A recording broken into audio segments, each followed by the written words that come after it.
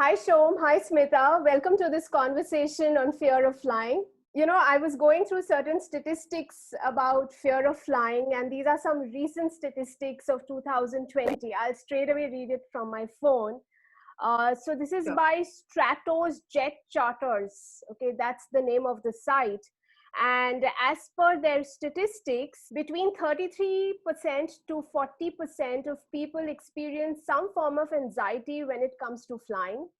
60% of sufferers experience generalized anxiety during the flight and leading up to it sometimes that they can easily manage on their own.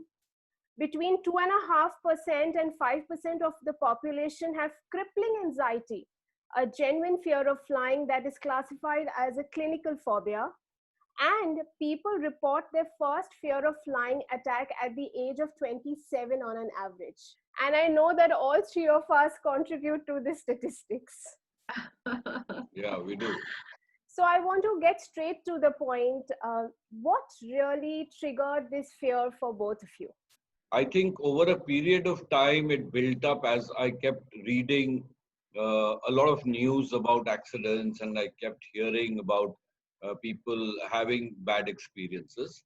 But more importantly, what I think I did from from my perspective is I kept building those stories in my head and kept imagining myself in those situations. Two things, primarily when I started traveling a lot and started traveling alone.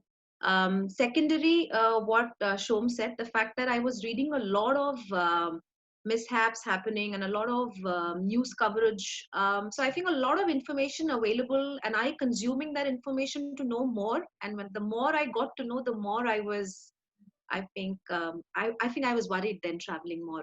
So, has this fear of flying ever come in the way of your professional life or your personal life? Has it ever stopped you from going ahead in life?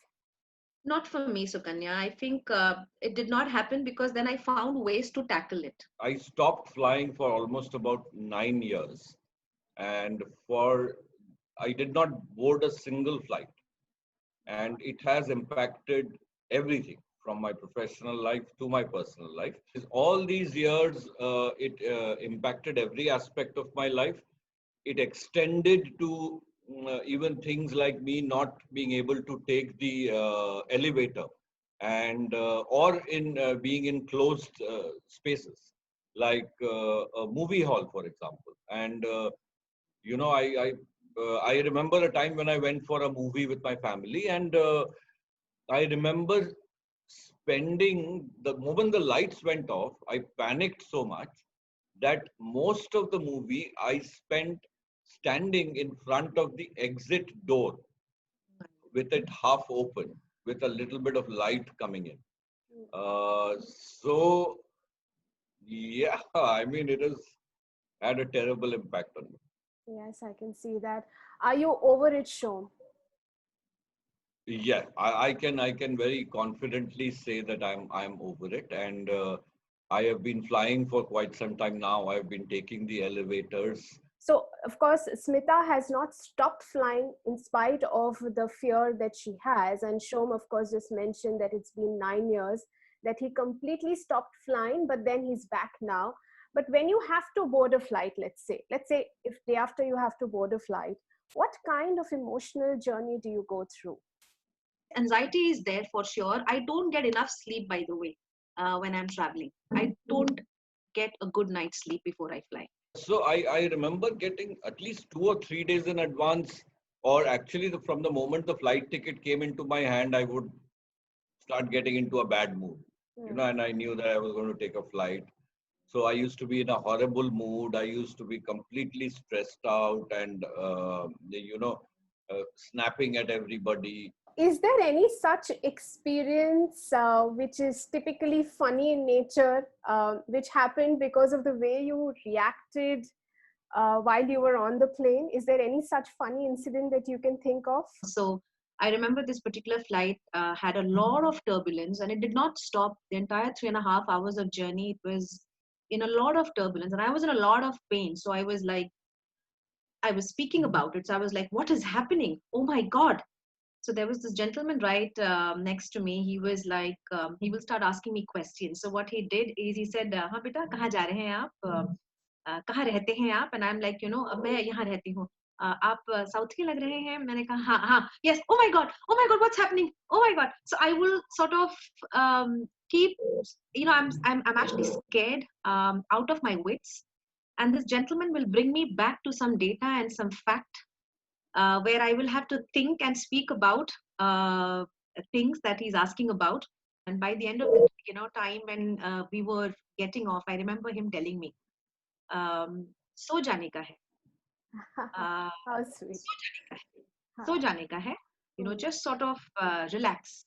For me, that you see, the entire experience is very funny and weirdly funny. I still haven't been able to figure out, for example, when you board the flight, the first thing that happens is that there are three air hostesses who line up and start telling you all sorts of very scary things that may happen to you. So if there is lack of pressure, the oxygen mask will come down and you suck in oxygen, then you help somebody else. In case there is an emergency, exits will open and this is how you need to jump out of the flight.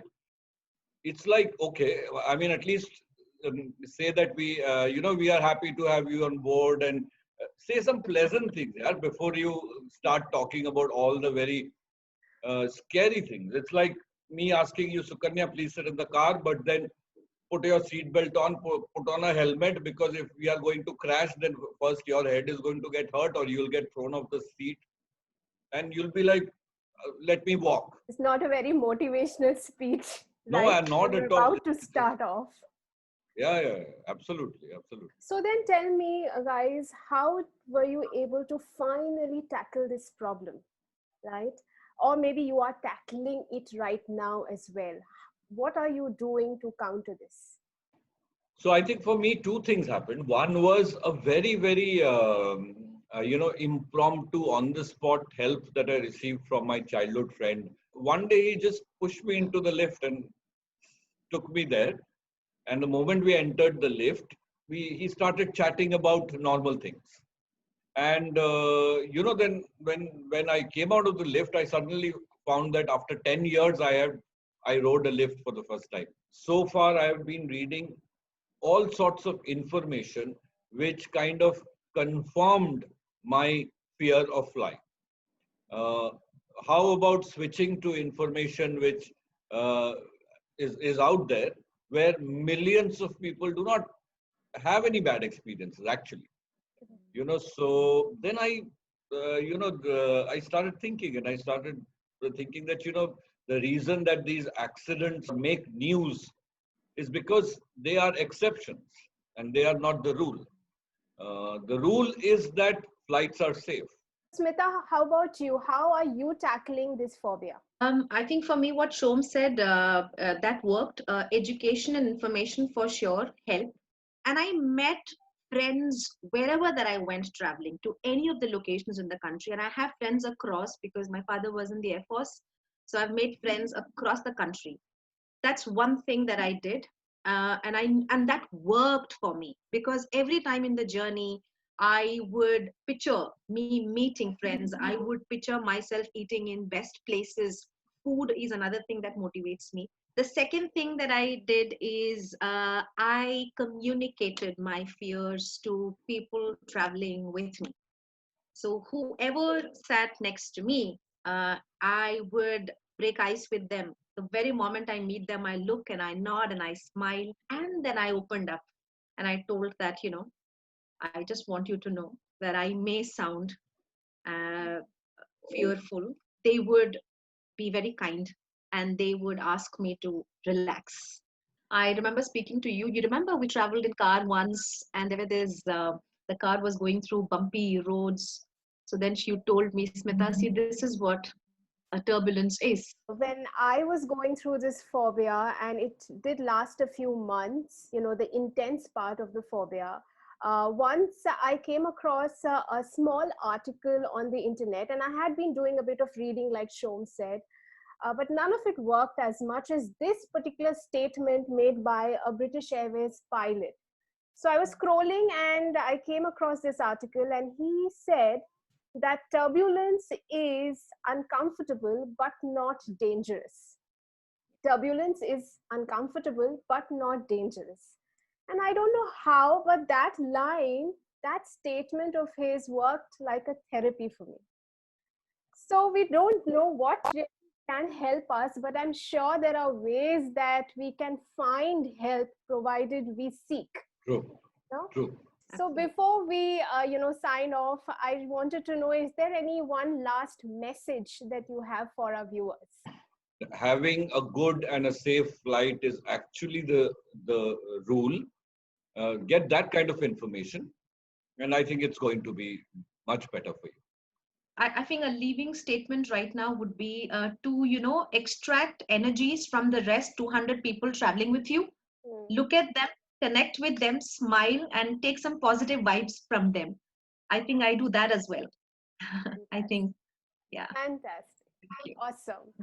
So thank you so much, Smita and Shom, for joining us in this conversation.